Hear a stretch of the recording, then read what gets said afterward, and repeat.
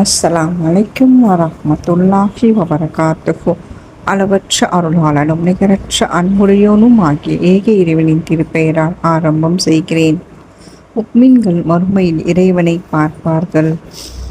அவர்களை அவன் எழுப்பும் நாளில் பகலில் சிறிது நேரமே பூமியில் வசித்தது போல் ஒருவரையொருவர் அறிந்து கொள்வார்கள். அல்லாஹ்வின் சந்திப்பை பொய்யென கருதியோர் நஷ்டம் அடைந்து விட்டனர். அவர்கள் நேர்வழி பெறவில்லை. அல் குர்ஆன் அத்தியாயம் 10 வசனம் 45.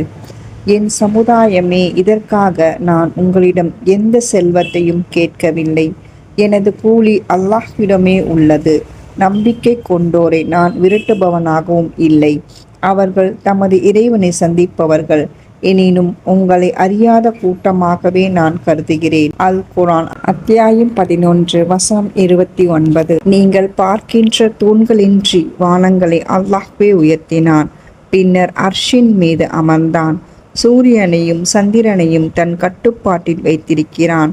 ஒவ்வொன்றும் குறிப்பிட்ட தவணை வரை ஓடுகின்றன. காரியத்தை அவனே நிர்வகிக்கின்றான். உங்கள் இறைவனின் சந்திப்பை நீங்கள் உறுதியாக நம்புவதற்காக சான்றுகளை அவன் தெளிவுபடுத்துகிறான்.